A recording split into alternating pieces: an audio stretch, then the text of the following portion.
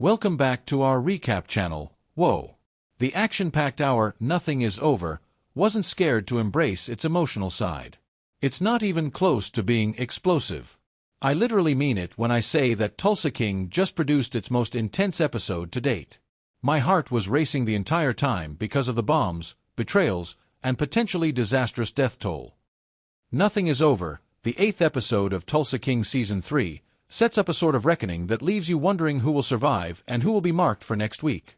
If you're interested in the specifics, continue reading our comprehensive analysis of Tulsa King Season 3 Episode 8, which breaks down the hour in digestible discussion points at that link. For ease of digestion, here is a summary. The distillery reopens, but the calm is short-lived. When Cole picks up his father, Dunmire, from prison, the reunion is as hot as a blizzard in Oklahoma. Both Cole's contempt and Dunmire's cunning are obvious signs of hatred, and it doesn't take long for another danger to surface. Dwight's terrorist adversary, the Watchmaker, arrives at Dunmire's home and says he was ordered to murder him. Rather, he takes a seat and strikes up an eerily courteous discussion. He offers to take Dunmire out after cautioning him that Dwight is unreliable. Curious, Dunmire dismisses Cole and listens. Are these two forming a coalition? For everyone, that is bad news. In the meantime, Margaret is organizing an elegant political luncheon to support Cal Thresher's bid for governor. She is juggling bishops, donors, and her covert relationship with Dwight, who calls to express his longing for her in exchange for a modest but telling a little. The Watchmaker is walking into the same hotel across the street while posing as a handyman. He leaves a sleek silver suitcase, clearly a bomb, in the kitchen and exits without looking back. Nobody has any suspicions. The encounter between Dwight and Agent Musso proceeds as well as one could anticipate.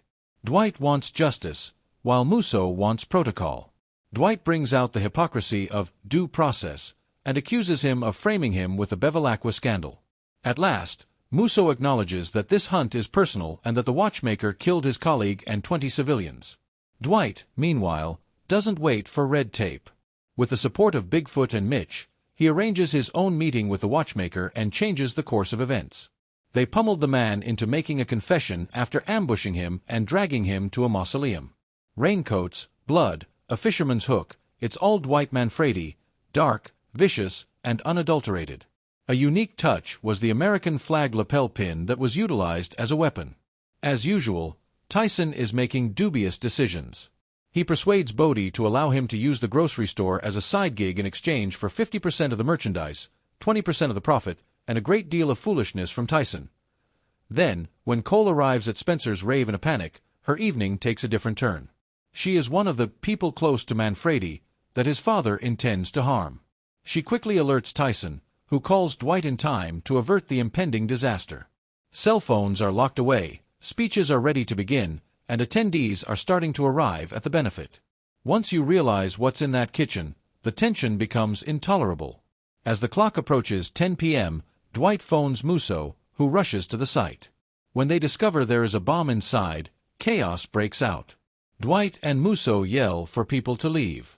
Margaret and Cal Thresher just manage to down the stairs before the explosion tears through the structure.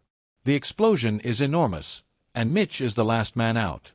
Margaret is startled but still alive as Dwight holds her close outside. Dwight maintains composure, telling Musso that the Watchmaker is out of sight, out of mind, while Mitch is carried into an ambulance. Translation: buried alive in the crypt of Lawrence Montague. Proud that divine intervention saved him, Dunmire is drinking by the fire in the woods. Cole listens, obviously conflicted. Perhaps he's at last prepared to betray his father. The conflict is far from ended, even if Dwight closes the episode surrounded by his people, Tyson, Spencer, and Mitch. Tomorrow, Musso's final words, sound more like a caution than a pledge. Thank you for watching our recap. Please don't forget to like, share, and subscribe to my channel for more videos.